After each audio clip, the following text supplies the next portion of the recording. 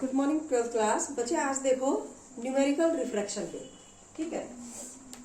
तारीख कितनी होना है? 28। अब कल वीडियो आ नहीं पाती ना, रोज देखो शाम तक आ जाएगा वीडियो। देखो बच्चे न्यूमेरिकल रिफ्रैक्शन के देखो पहला सवाल है, लिख लो। एक द्विउत्तल लेंस की वक्रता त्रिज्याएं 15 सेंटीमीटर और 30 सेंटीमीटर है। उसकी वक्रता त्रिज्या यानी R1 बराबर कितना है? 15 सेंटीमीटर और R2 बराबर कितना है? 30 सेंटीमीटर, ठीक है। लेंस की फोकस दूरी निकालनी है। कांच का अपवर्तनांक दे रखा है n बराबर 1.5, ठीक है। अपवर्तनांक का मात्रक नहीं होता क्योंकि एक अनुपात है, रेशियो है। अब वो कह रहा है फोकस दूरी निकालो। क्वेश्चन क्या है इंग्लिश में देखो, the radius of curvature of a biconvex lens are 15 centimetre and 30 centimetre. Calculate the focal length of that lens. The refractive index of glass is 1.5। अब देखो बच्चों, बाइकॉन्वेक्स लेंस मैंने तुम्हें बताया था कि बाइकॉन्वेक्स लेंस क्या होता है? जिसकी दोनों साइड कॉन्वेक्स हो, ठीक है। दोनों साइड क्या है जिसकी? बाइकॉन्वेक्स लेंस मतलब जिनकी दोनों साइड कॉन्वेक्स हो, उत्तल लेंस, ठीक है। फॉर्मूला क्या होता है? वही जो मैंने डिराइव किया था पहले, 1/f बराबर n-1 1/r1 - 1/r2। लिख लो 1/f बराबर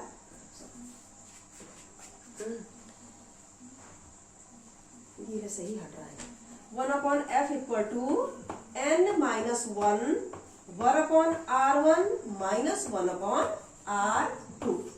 R1 is radius of curvature, ये वक्रता त्रिज्या है, n रिफ्रैक्टिव इंडेक्स अपवर्तनांक है, f फोकल लेंथ है जो निकालनी है। बराबर कितना हो जाएगा बच्चों? n-1, n यानी 1.5 - 1 1/r1 1/r1 यानी 15 और 1/r2 यानी 1/r2 यानी 30। यहाँ पे R2 क्या है? निगेटिव में होगी, ठीक है, क्योंकि बाइकॉन्वेक्स लेंस है, एक इधर से दूसरा इधर से, तो R2 निगेटिव में होगी। तो कितना हो गया ये? 0.5 और ये कितना हो गया? 1/15 प्लस 1/30 माइनस माइनस प्लस बराबर 0.5 इंटू एलसीएम ले लो 30, 15 2 जा 30, 13 1 जा 30, 3/30, ठीक है।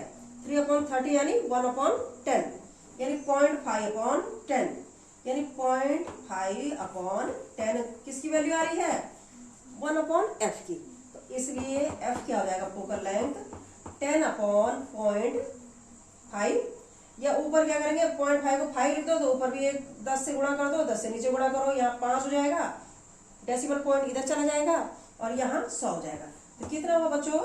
f फोकल लेंथ बराबर 20 सेंटीमीटर। आंसर समझ रहे? बहुत इंपॉर्टेंट क्वेश्चन है। द्विउत्तल लेंस, ये ध्यान रखना है कि एक रेडियस ऑफ कर्वेचर अगर 15 है, दूसरी 30 है, एक प्लस में होगी तो दूसरी निगेटिव में होगी, ठीक है। R2 की जगह माइनस करके लिखेंगे तो माइनस माइनस प्लस हो जाएगा क्योंकि बाइकॉन्वेक्स लेंस है। अब देखो बच्चों, अगला देखो, ये तो खिसक रहा है, इसको क्या हो गया? अगला देखो बच्चों, एक समतलोत्तल लेंस की फोकस दूरी 40 सेंटीमीटर है। यदि n बराबर, मुझे इसको विजन देख ठीक आ रहा है, ये खिसक रहा था।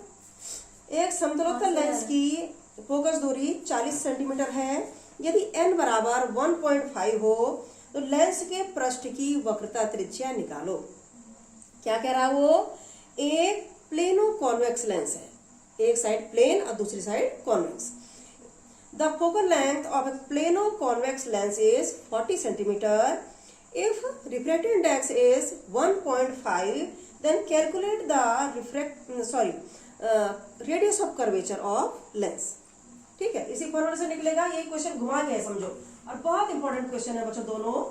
1/f बराबर इसी तरह से निकालो, 1/, यही फॉर्मूला लगा दो, 1/f बराबर n-1 1/r1 - 1/r2।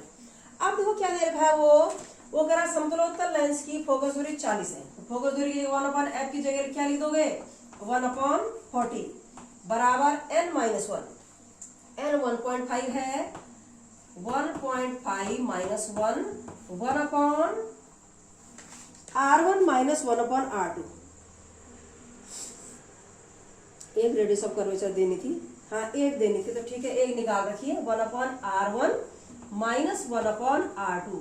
अब देखो बच्चों लेंस क्या है, समतलोत्तल, एक साइड समतल है दूसरी साइड उत्तल, एक साइड प्लेन है दूसरी साइड कॉन्वेक्स। जिस साइड प्लेन है उसकी रेडियस ऑफ कर्वेचर r क्या होगी, अनंत, इनफाइनाइट। तो ये हो जाएगी 1/r1 माइनस r2 की जगह अनंत, ठीक है। और r हमें निकालनी है, r1 लिख दो या r लिख दो। अब क्या हो जाएगा, इसको निकाल दो, 1/इनफाइनाइट क्या होता है 0, 1/r आ जाएगा, तो यहाँ पे क्या हो जाएगा 0.5, ये कैलकुलेट करके, अब 1/r1 इससे भाग होगा r1, तो क्या हो जाएगा 1/40 इक्वल टू कितना, या r1/0.5 रिवर्स कर दो बराबर 40/1, इसलिए r1 इक्वल टू क्या हो जाएगा बच्चों 40 इंटू 0.5 यानी 1/2, यानी फिर क्या आ जाएगा 20 सेंटीमीटर आंसर। समझ रहे हो, पहले में द्विउत्तल है मतलब बाय कॉन्वेक्स लेंस है, if one radius of curvature is positive then other will be negative, ठीक है।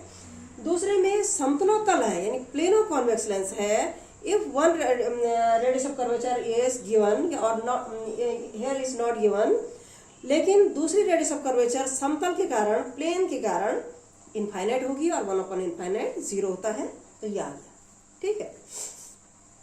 मुझे जरा व्यू देख लेता यार, ये हिल गया था, जरा व्यू एक बार देख लेता, क्योंकि ये हिल गया था ना, मुझे लग रहा है ये आया कि नहीं आया, पूरा आ रहा है। यहाँ पे हाथ देख रहे हैं, ये देख, ये ठीक है। ये दो क्वेश्चन हो गए बच्चों। तीसरा सवाल, दोनों बहुत इंपॉर्टेंट है, थर्ड भी बहुत इंपॉर्टेंट है। अब देखो लिख लो, कुछ सारे इंपॉर्टेंट क्वेश्चन मैंने बना दिए तुम्हारे लिए जो आते हैं। वायु के सापेक्ष कांच का अपर्तनांक n 3/2 है। n कितना दिया हुआ है 3/2। वायु के सापेक्ष कांच का, कांच मतलब g ग्लास, और वायु मतलब a यानी ANG, कांच का वायु के सापेक्ष ANG बराबर 3/2 है। आप क्या कह रहा है, जल का 4/3 है, जल का, पानी का कितना हुआ ANW, W फॉर वाटर, पानी का हवा के सापेक्ष कितना है 4/3, ये दिया हुआ है, एक 3/2 दूसरा 4/3। अब लेंसों की पृष्ठों की वक्रता त्रिज्याएं 30, 20 और 30 सेंटीमीटर है, यानी R1 20 और R2 30 सेंटीमीटर, ठीक है। फोकस दूरी हवा में या जल में निकालो, तो फोकस दूरी क्या होगी, पहला हवा में, वायु में, वायु में, दूसरा जल में। ये भी बहुत इंपॉर्टेंट क्वेश्चन है, ये दूसरी तरह से भी आता है तो मैं बता दूंगी अभी। अब देखो बच्चों क्या कह रहा है वो, इंग्लिश में देखो, वो कह रहा है कि refractive index of glass with respect to air is 3/2 as you know, and that of water is 4/3, ठीक है। The radius of curvature of lens is 20 and 30 centimetre.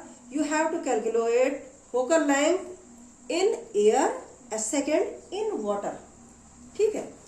अब देखो बच्चों क्या कह रहा है वो, ANG दिया उसने, ANW दिया है। जब क्या होता है, प्रकाश क्या करता है बच्चों, हवा से कांच में जाता है, ठीक है, तो हम ANG, N हम लिख देते हैं लेकिन उसका मतलब होता है ANG, ठीक है। अब जब क्या कह रहा है वो, वायु के सापेक्ष कांच का ये फोकस दूरी जल में निकालनी है।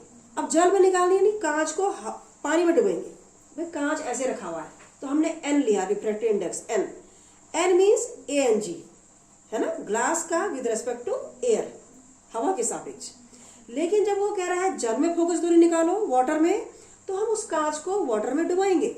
अब कांच को वाटर में डुबाएंगे बच्चों, तो हम रिफ्रैक्टिव इंडेक्स